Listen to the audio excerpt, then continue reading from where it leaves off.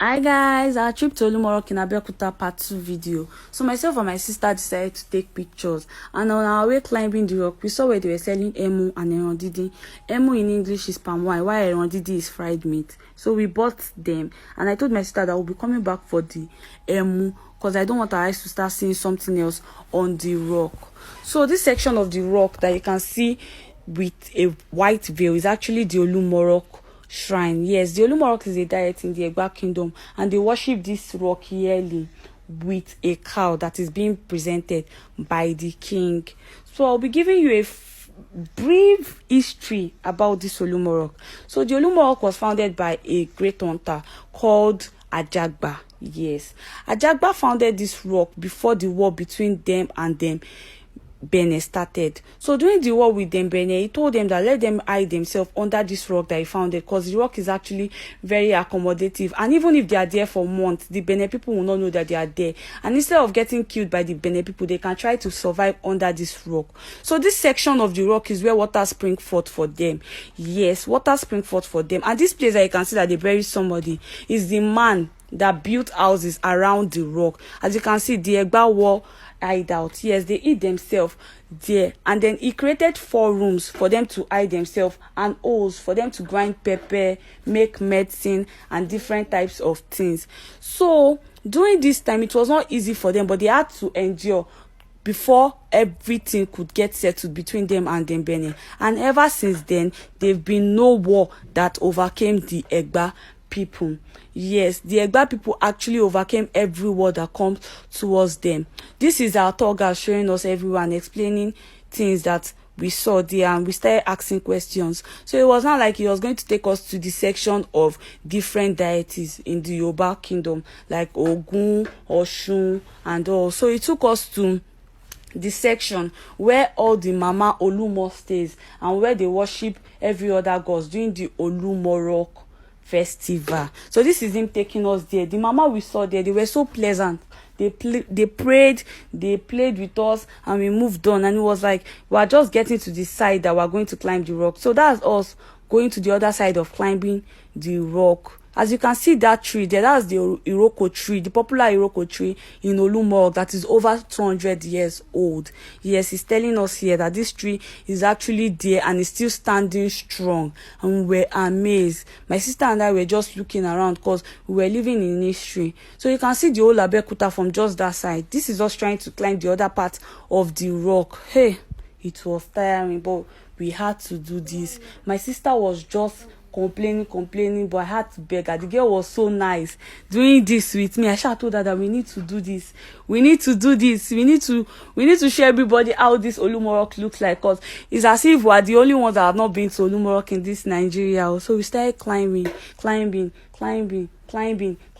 was not easy. It was not easy at all. He told us more reasons why the Egba kingdom could overcome every other war that came their way after recovering and getting to this Olumo Rock. He told us that anytime a war was coming to Egba kingdom, one of the great hunters will climb to the topmost top of the rock to check the direction of where the war is coming from. Yes, I'm still going to take you guys there to see the place, because from this side of the rock, you can see everywhere in Abeokuta. Yes, everywhere in Abeokuta. I mean, I was even exaggerating that you can actually see everywhere in Ogun State too. But the man was like, no, it's everywhere in Abeokuta. And he was actually right, because while we were coming, the places that we saw on the road, we could see them from the rock. And I was like, wow, this is beautiful. My sister was so energetic here. I love this girl. She was doing it. She removed her slippers. I was like, let's do this. God, it was stressful, but it was fun. So I was not feeling pity for them that during those times there were no equipment for them to climb the rock. Like now we had stairs to climb, but them, they didn't have anything to climb the rock, but they had to do it to survive. What is not a good thing? So we started climbing these stairs to get to the other side of the rock, and I was already complaining yet. So hey, finally we are there. I was so tired that God, what have we gotten ourselves into? But I had to enjoy it. Just my sister, the way she removed her slippers.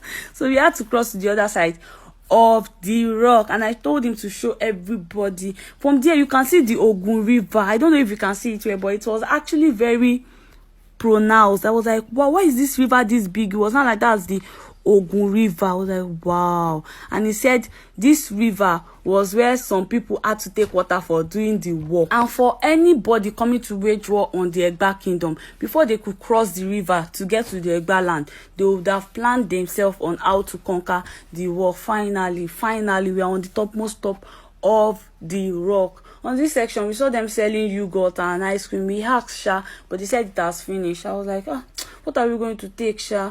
But finally, I told my sister, let's go. I'm a bit tired. We had to pass through the staircase. And then we went back to take our palm wine. Yes, we went to take our palm wine. Yeah, it was nice. It was nice. I was telling my sister that let's get more. Let's get more. And finally, look at us. We're already coming down from the rock. Like, finally, we're not climbing the rock again.